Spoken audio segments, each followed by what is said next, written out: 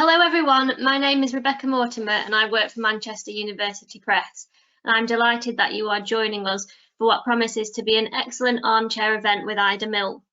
Before I hand over to Ida, I would like to do a little bit of housekeeping. If you have participated in an armchair event before, you will already know what I'm going to say, so please bear with me. But for those who haven't, on your screen you should see an event dashboard containing a question and chat option. The question option is for you to type questions throughout the talk, which Ida will hopefully get around to answering during the Q&A section at the end of the event. Please do ask questions. From the events we've already done, I know the authors have really appreciated this interaction with the audience. The chat option is for you to raise any problems during the event, particularly technical problems, which we will try our best to fix for you. So without further ado, I will now hand over to Ida. Hi everybody, and thank you very much to Manchester for arranging this, and to Rebecca and Chris, to Rebecca particularly for hosting it today. For the last, I think since 2005, I've been working researching the Spanish influenza pandemic in Ireland. I was one of 3 researchers who worked on it for our PhD topics. And, you know, as the years have grown, I've become more and more fascinated in how such a big topic was partly forgotten, I suppose, by historians, and that we 3 researchers in Ireland got to be the first people to document it almost 100 years later.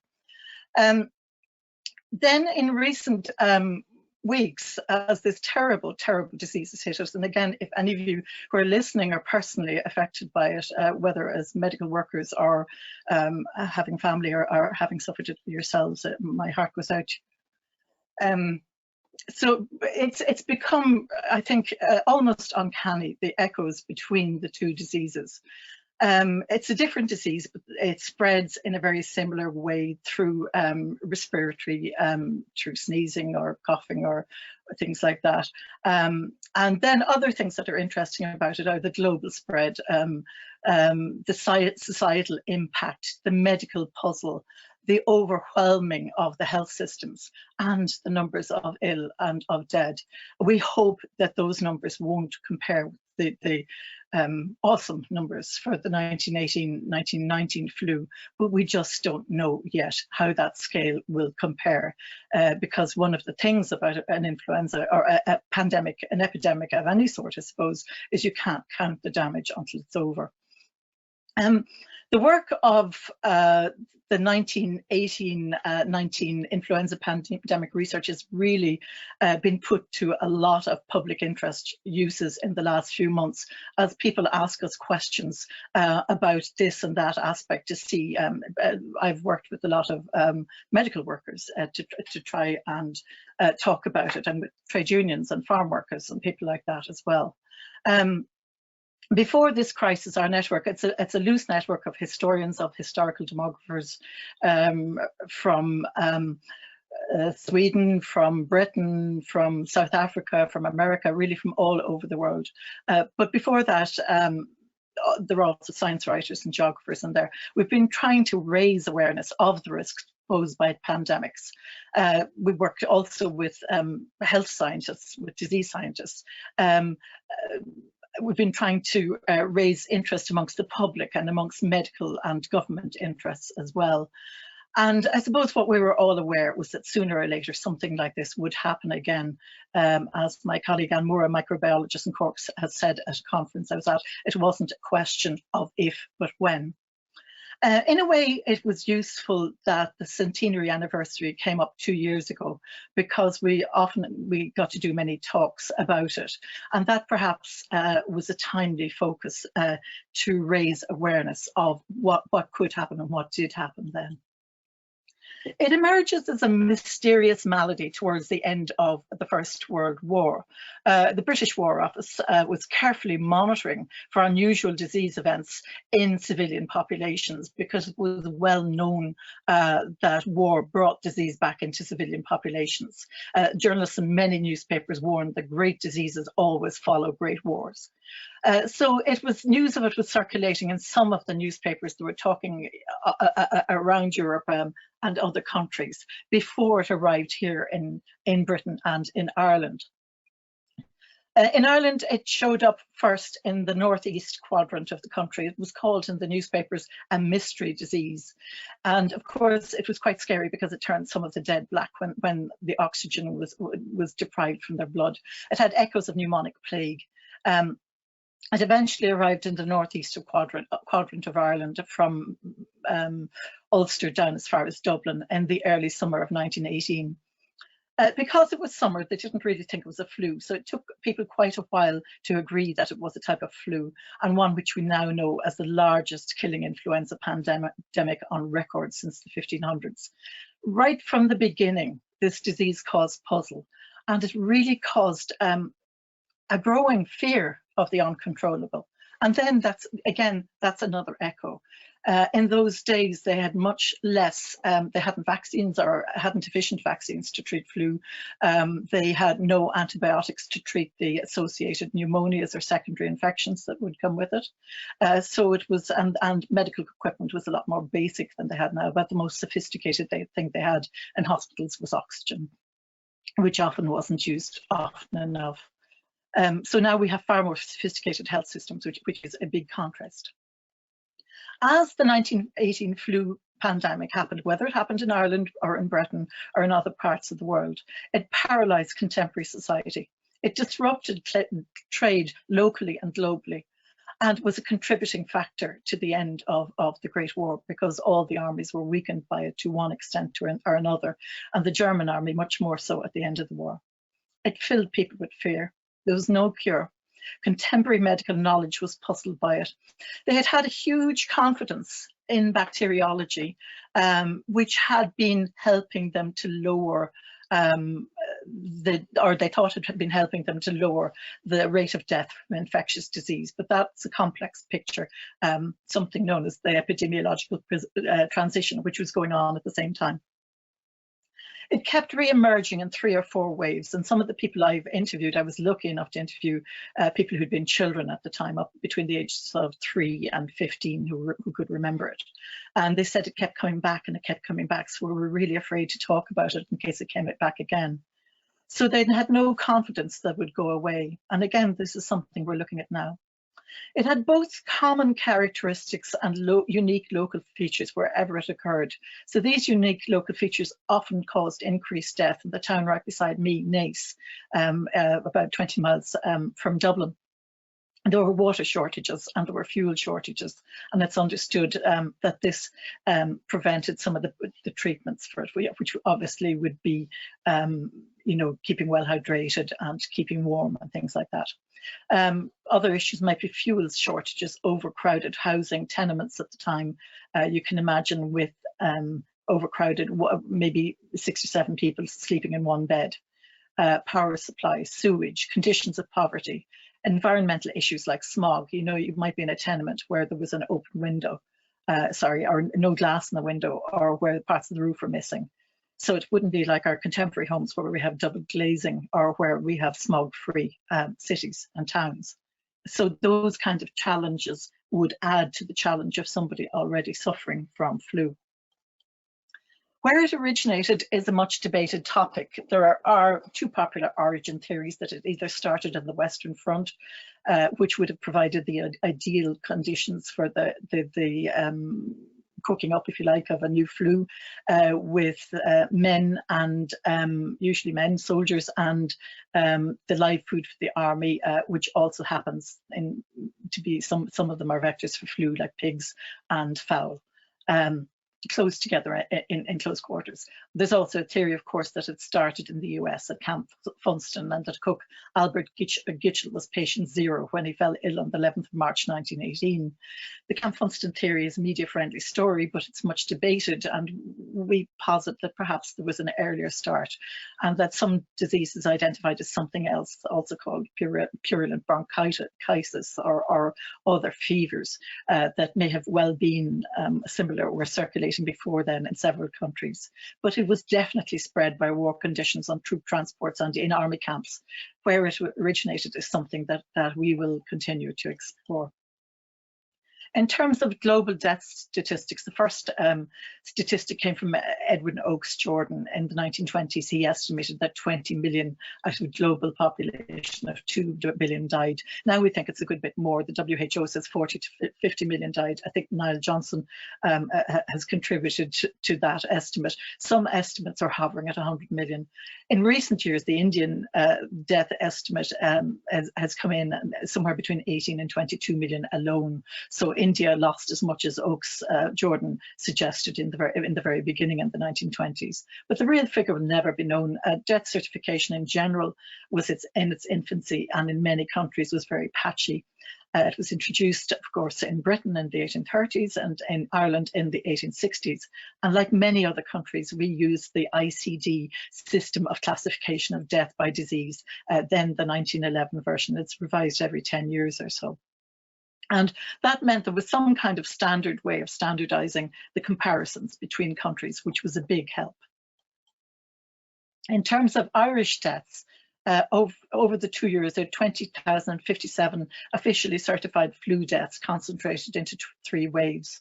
I've added in about 3,000 excess pneumonia deaths on top of the annual pneumonias based on an average over the previous 10 years.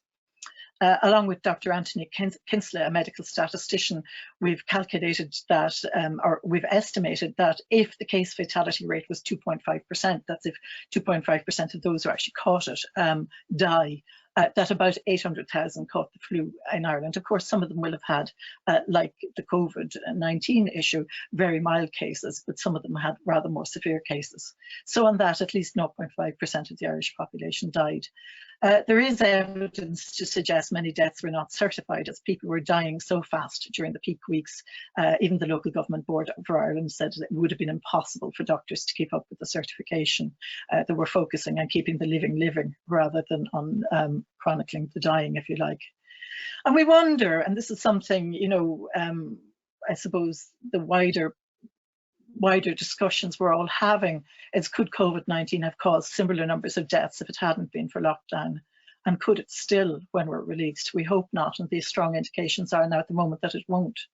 But it's always, the 1918 flu is always regarded as the big one against which other epidemics are compared. These next few maps show the flu deaths by county per 1,000 head of population. This one in Ireland in 1918, and you can see that you know, we're an island, so it comes in through the ports. So the ports along the east and the north coast are where it comes in first.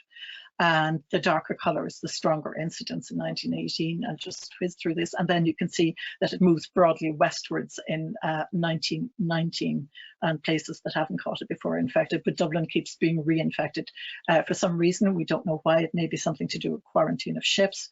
My colleague Patricia Marsh has done a lot of work in the flu in Ulster, which is fascinating, but we wonder if it may be because of quarantine with the ships in Belfast. Donegal was badly affected in all 3 waves of it in Ireland, and we think this may be because the Navy was stationed up in Lough Swilly, which is at that large bay you see at the very top in there. And I know from an eyewitness, Kathleen McMenamin, who told me that the troops came out into the community there, so that they were constantly, she was about 15 then, and she said they were constantly bringing the disease into the community there. These maps are a little bit blurry, but they're showing the incidence of flu by Poor Law Union. I'm sorry, the resolution isn't better. But again, the one on the left-hand side is 1918. The one on the right-hand side is 1919. It was done for a project we did in Trinity College Dublin for Glasnevin Cemetery. Georgina Larraghy and Frank Ludlow made these maps. So you can see again that it hits the right-hand side of the country, the east of the country, worst in 1918, and then spreads to the rest of the country. This diagram shows the 3 distinct waves of flu and of pneumonia deaths in Dublin in January 1918 to June 1919. After June 1919, that trail to the right-hand side is basically a flat line as well. But you can see that the first wave in June, July 1918, not that strong. And then in October, December 1918, the middle one, and finally February, April 1 in 1919. And after that, most of the deaths that have taken place. There are some outbreaks around the country, but they're nothing statistically major after that. The big question for now, I suppose, is, and the one thing people keep asking me in recent days, is why did it end? And it was an influenza A H1N1 virus, new to the human population. It spread over 2 to 3 years to most parts of the world. A colleague of mine, Kim Roberts in Trinity, who I've spoken to about this, says that it continued to circulate until the 1958 pandemic, when it was replaced by strain from that pandemic, and that it circulated again from the 1970s until it was replaced by the influenza A H1N1 from the 2009 pandemic. As they passed through towns, suburbs and villages, and I suppose this is true all over the world too, from my colleagues' work in Canada and Britain, we can see that as well. Entire communities would go silent. There was no, in Ireland, there was no official lockdown, but it happened kind of naturally, because either whole families would be ill with it, or people were so afraid of it, they wouldn't go out. And I've spoken to people who, say, for example, would have lived through the celebrations for the end of the war, and they told me that their families wouldn't let them out for those celebrations, even though many people did, and that caused a spike in deaths, actually. But the people were afraid of going out in case they get it. So you see thousands ill, even in small towns like Naas and Wexford. One of the earliest outbreaks in Ireland was in Howth, which had passenger ferries to Britain. Other port towns like Kingstown, was then known as Kingstown, or Dunleary, were also affected. So schools, libraries, courts were closed. Cinemas were struggling to stay open because they were afraid they'd go out of business, so they were allowed to fumigate between showings. Matches, concerts were postponed or cancelled. Shops and other businesses struggled to stay open for two reasons. One, because their staffs were ill, and the other thing, because footfall was so light. People who were better off would send out messengers to do their business for them. Families would struggle to survive as it spread from member to member, and all too often they failed in this struggle.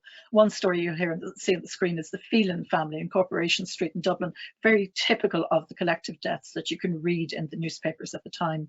The husband, wife and the husband's sister, as well as an infant, were noticed not to have been up for some days, but when the neighbour broke in to help, they were gone beyond help, already dead or near death.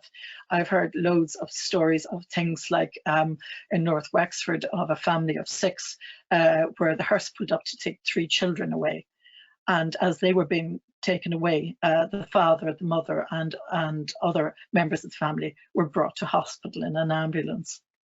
In some areas, really the worst affected ones, Naas, Athy and Dundalk, they set up communal kitchens to feed the ill, and then what they called the good ladies of the town would cook it with food donated by farmers and by landlords, and then other people would deliver it around to people who were too ill to get out of bed or cook for themselves.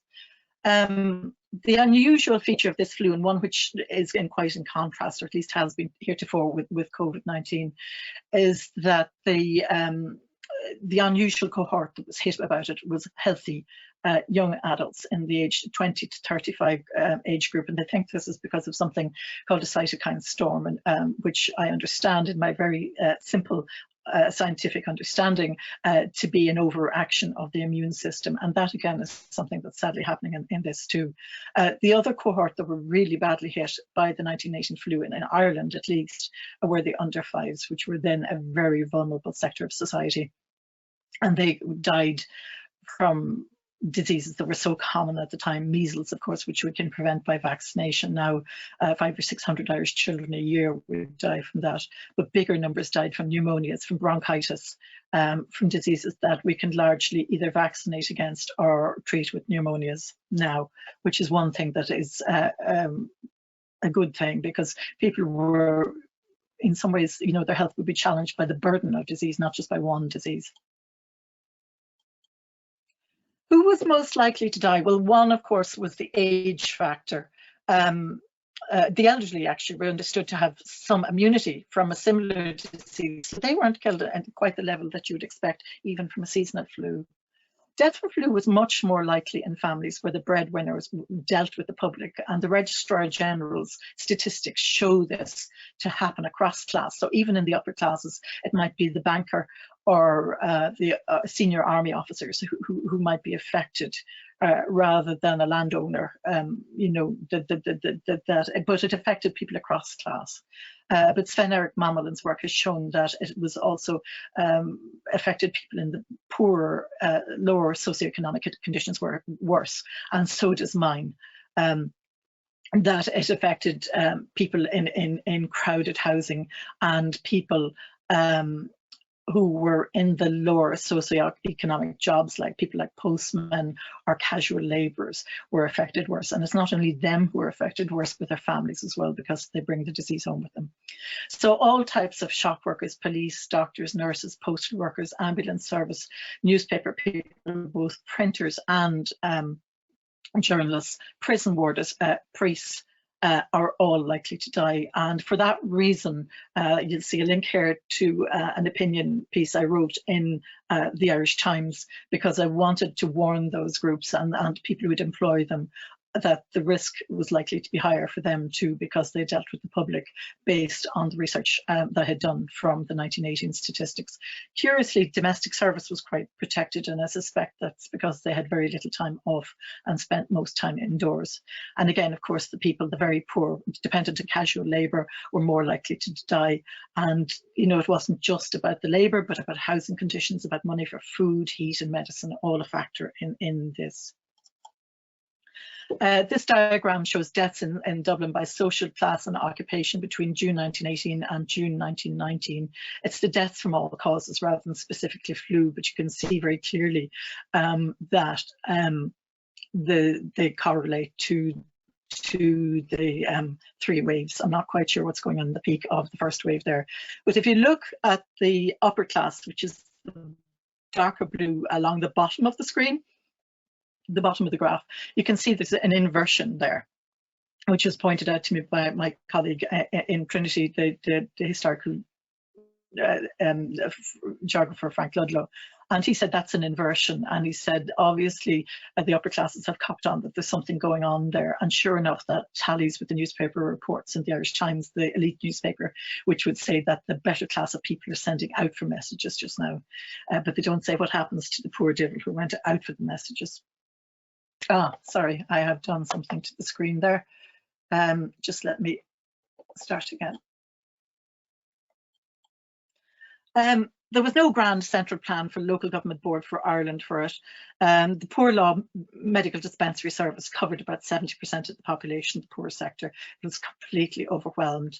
Doctors often worked around the clock, and there are newspaper reports from a Dr. Rafferty in Bray, just south of Dublin, and he tells of treating when he was appealing to get locums from the local government board for Ireland, 300 patients in 74 households in one day in October 1918.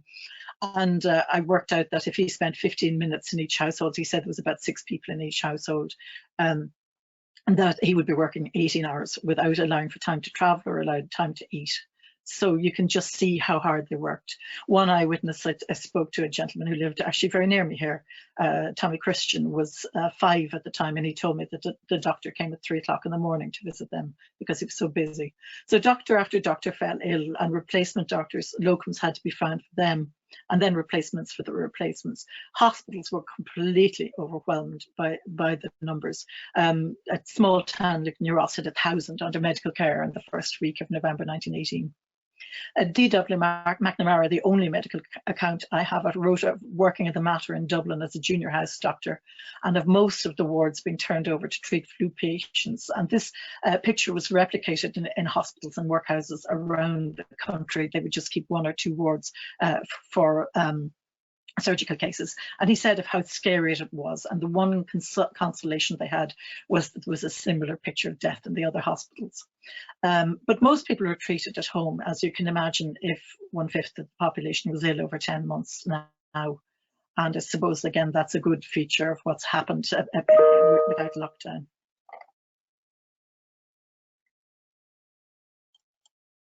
This is heliotrope cyanosis, a picture of what happened as the body filled up, the alveoli, the tiny sacs in the lungs filled with fluid, and they were unable to do their work, oxygenating the blood. There were echoes in contemporary postmortems at the moment, I think. There was a study done in Belfast in the 1930s which spoke of issues with clotting and with blood vessels, and I've heard we're hearing of similar issues now as well. Doctors threw everything in their bag at it, but it had no effective medicine.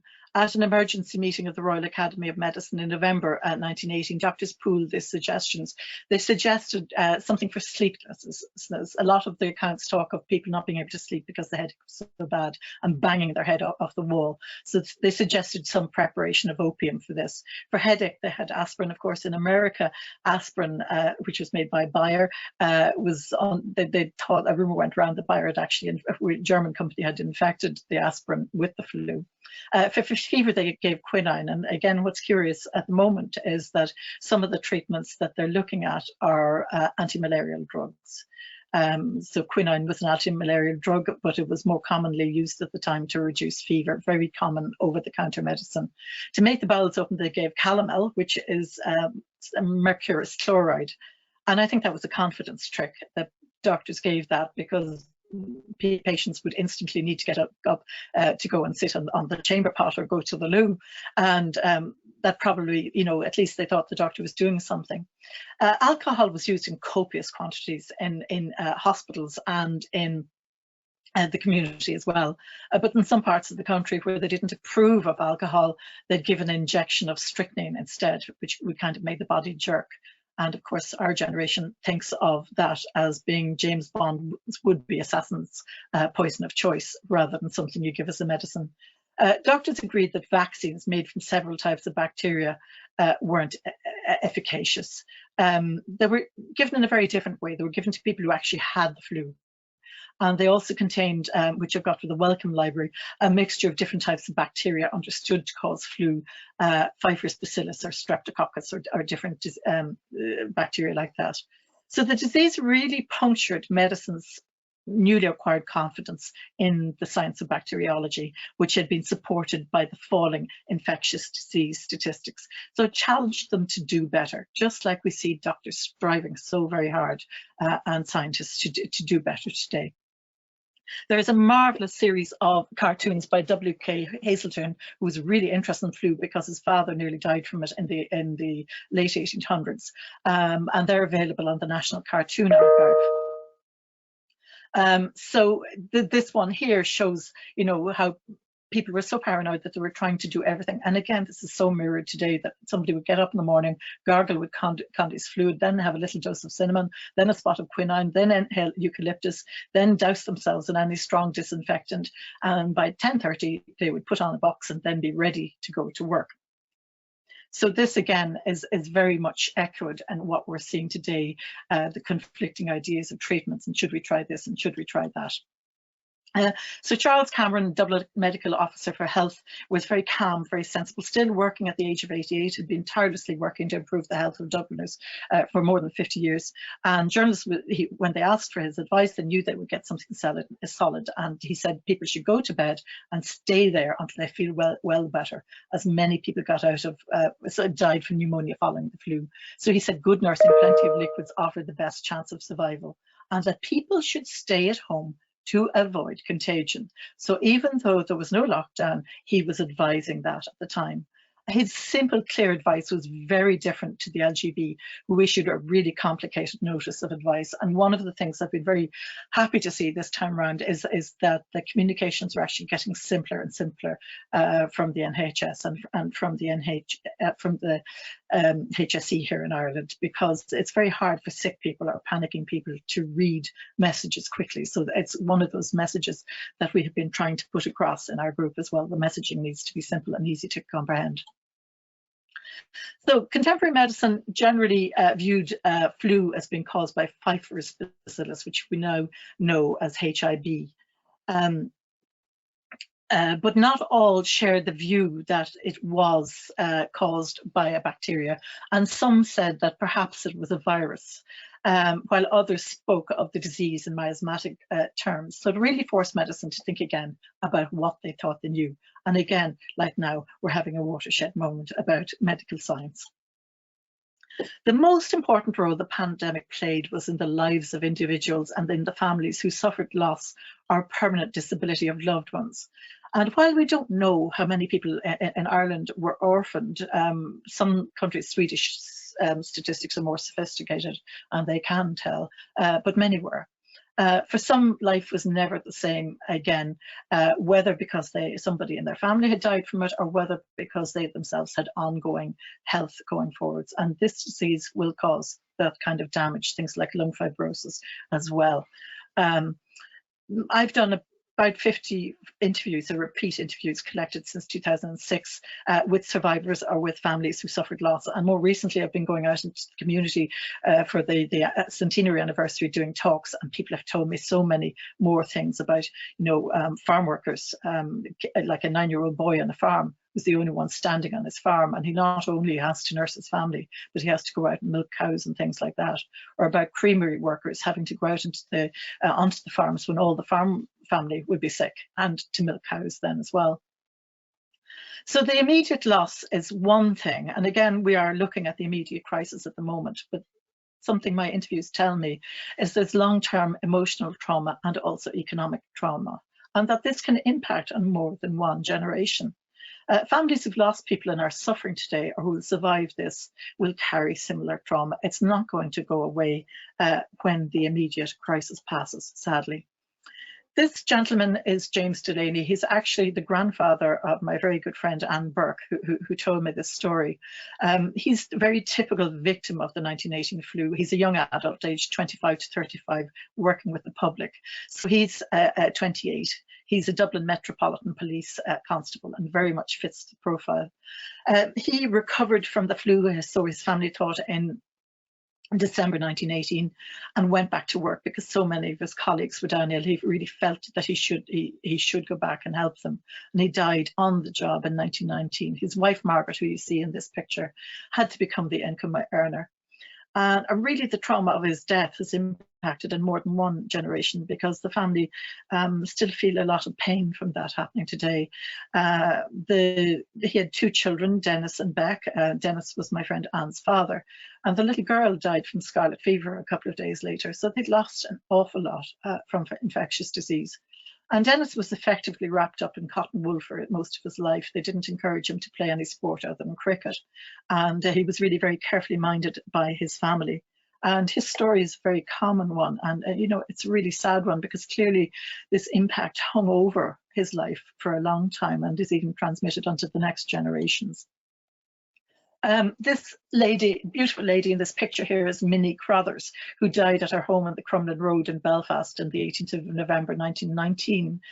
Claire Ablett, the curator in the Ulster Museum, brought this story to me, and I'm really glad that she shared with it, because it's something actually is not in my book, but that she brought to me after that. So when Minnie died, Claire's grandmother is the little girl, sitting there on her knee, Dorcas. And all Dorcas could remember about Minnie was the plumes on the Belgian horses, pulling the hearse at her funeral. The family migrated to Canada after her death. So not only, the father brought them to Canada, not only had they lost their mother, their beloved mother, but they also lost, he was doing the best for them, obviously, and thought he would start a new life and get away from the sadness. But then they left behind their wider network of family and the home that they knew as well. Other interviews I've done pointed to the expected presence of death from infectious disease in contemporary life. For example, Stella Larkin McConnon, who told me that her mother was the only one who survived over the age of 5 of 10 children living in a tenement flat in Dublin. and that some of them died from the flu, but others died from diseases that took so many children from the tenements at the time, some from measles, but also some from diarrheal infections and things like that, even though they did their very best to mind their families.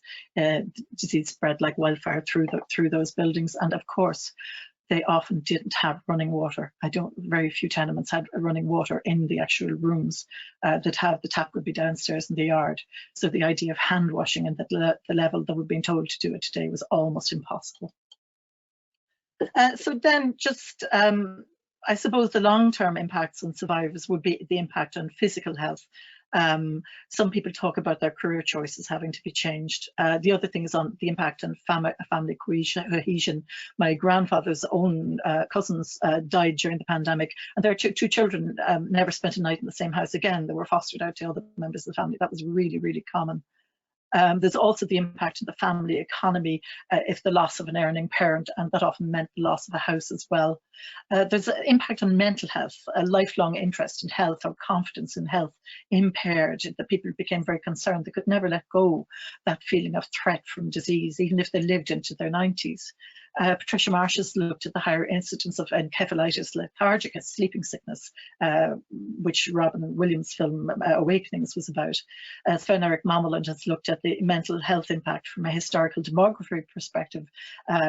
His work is recently mentioned in a Psychiatric Times incident, and he found increased hospitalization for mental disorders attributed to by the flu that grew enormously in the 6 years after the pandemic. There's just a list of the recent work I've done, and I've no doubt that our other colleagues from around the world are doing the same kind of interest. But I'll perhaps leave it there then, and we can go to questions. And thank you very much for listening.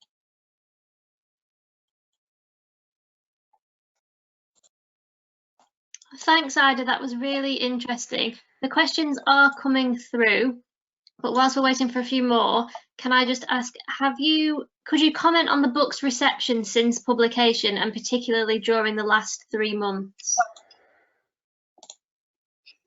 Well, I suppose the book's reception during the last 3 months, it's been used, pretty much shared widely by medical professions, and I've been part of a medical group that are my job really is there to inform them from a 1918 perspective, if there's anything I think that's useful, rather than having to put them to the trouble of reading the whole book. But some of them have read the whole book, or the areas that are specifically interested in them, if they're interested in the pharmacy or they're interested in the statistics or whatever like that. So I suppose my interest in it is very much as a public service. And I think the interest in that comes from that, because they are so parallel in so many ways, even though it's a different disease. And I suppose you've seen it in the sales too, that there's a huge growth in the interest in this field, and in books of all kinds, not just mine, at the moment, on pandemics.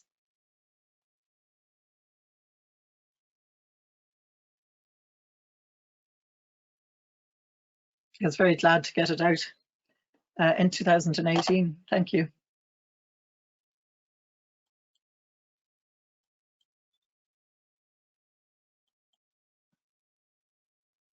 I see a question from Bernadette Whelan there saying, how did it arrive in the Northeast? Well, when I say Northeast, I'm really talking about the quadrant down as far as Dublin, where the statistics show. So it would have come in on I think probably regular passenger transport, but all sorts of shipping transport, perhaps troop transport.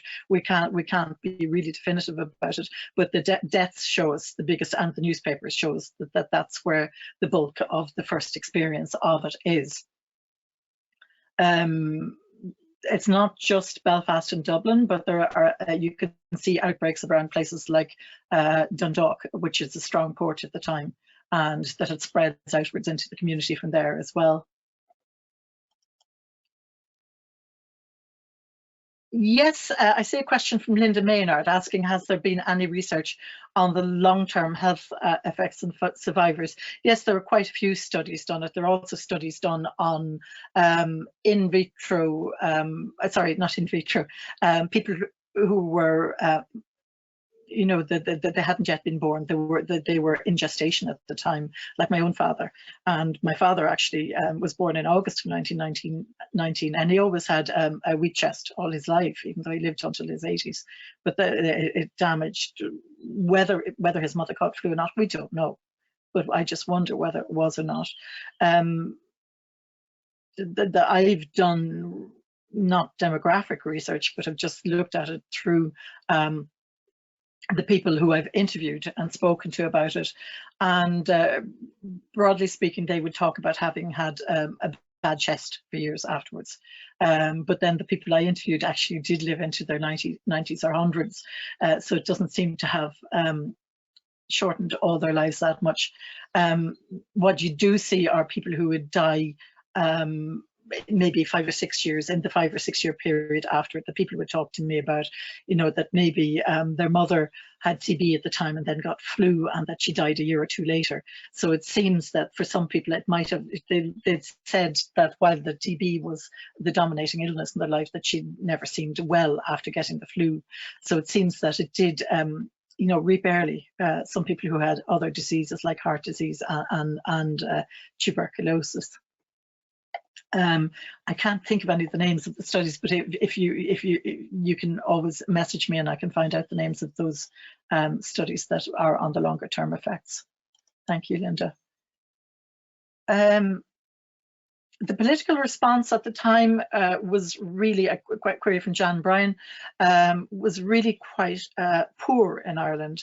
There was no real national plan from the Local Government Board for Ireland, so it was left up to the local authorities, who had certain obligations under the Sanitary Acts and they did things like sanitize the streets. They'd have street sprayers in some, and they'd look after, you know, advise that buildings should be, public buildings should be closed, and close schools and things like that.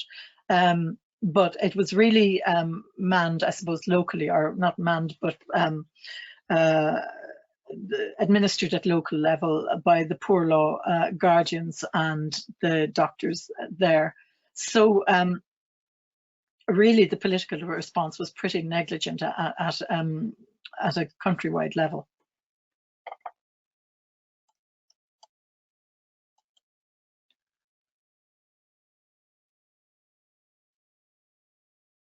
Then there's a question from Stan.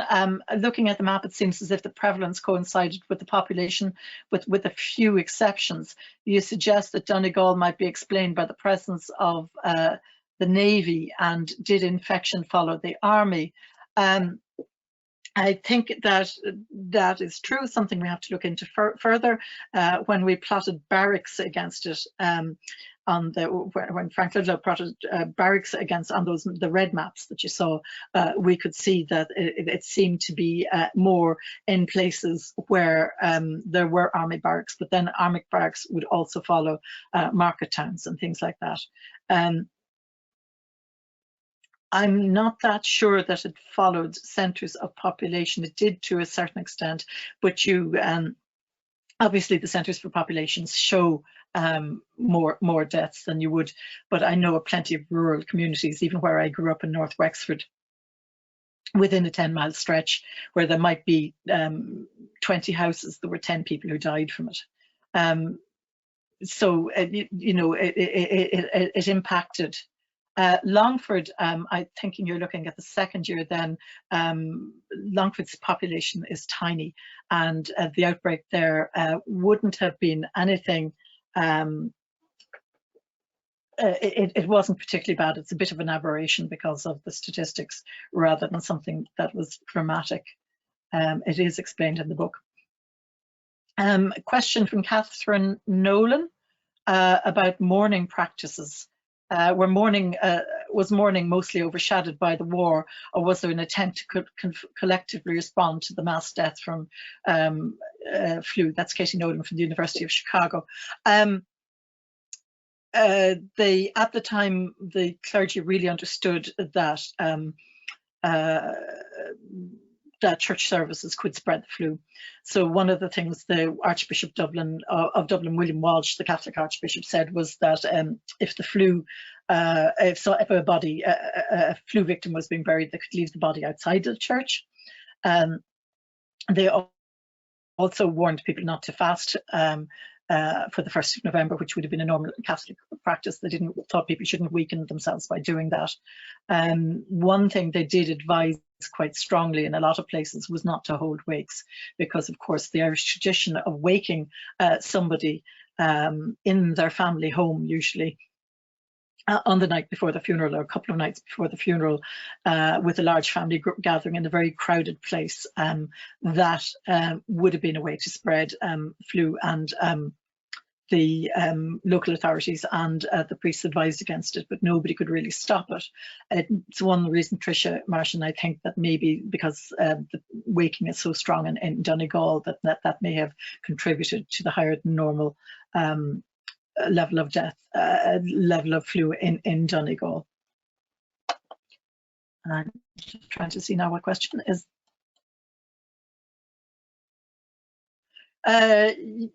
Jan Bryan asks a very good question. Is there any one significant message or item from research you'd say today is relevant? And I suppose the main thing is the distancing. You know, that is really the key, and I suppose that was already realised anyway, you know, that it was doing, but the distancing is important. And the other thing for me that's really important is to remember this isn't about statistics, it's about individual human lives. And I'd love to see the national announcements on Irish television every day, just even mentioning one of those to remind us all about that. We focus on the statistics, but it's about people. And it's about people not just now, but people maybe 60, 70, 80 years from now, and why they're suffering trauma. Daniel Carey, another great question. Why are the possible reasons why the figures in Mayo were so high? A curious thing I find out when I was looking at these statistics is that Mayo in any year, and even I think today, has more centenarians than any other place in the country. I think why, and I would love to go into in close detail to explore this further when I get time, is to that the second Mayo is affected badly in the in the third wave, and that it's possibly to do with seasonal labour. But that's speculation so far. Obviously, I don't think Mayo has any great ports, so it wouldn't have been brought in there by anything in particular.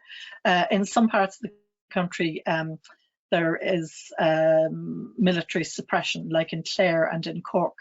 And again, I and a colleague are looking at this, and we think that maybe by, for example, Clare and Cork are lower.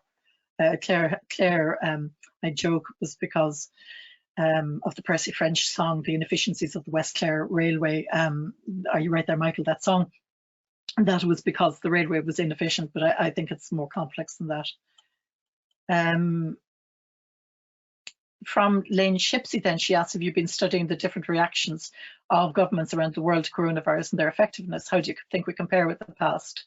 Have we so much more information about epidemics now? Oh yeah, definitely. I think, you know, one of the great things about social media is that we have been able to share information so quickly.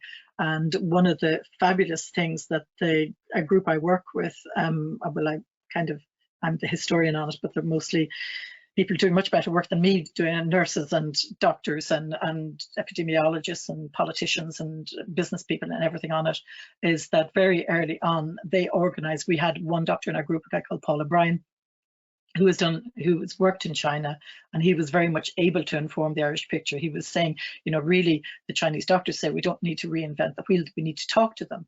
And so they organised Oisin O'Connell from Cork, respiratory consultant, and he organised a live face-to-face session with doctors from China to discuss and to share ideas, and it was carried on our news channels, which was fantastic.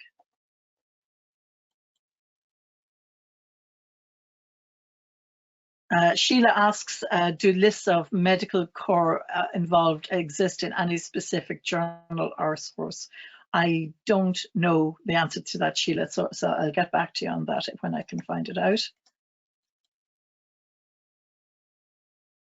Oh, very good question from Rinku Pega. How did the archival sources and memory through oral narratives interact during the research? Yes, I used mostly the archival sources I would mostly have used were obviously the death certificates, and I used the newspapers, and I used narratives. But when I began doing local history talks, it seems to me that the places that more wanted me to do local history talks, the rooms would often have 100 people in them. And sometimes every time I would ask and say, how many people in this room had family who were involved or who had the flu? And the hands would shoot up. The more people were in the room, the more likely they were to shoot up. And this was in the southeast of the country, down around Kilkenny and places like that. And the newspaper reports from Kilkenny City and from New Ross all really show a close correlation between oral memory and the death statistics and the flu. They all talk to each other. So it's fascinating.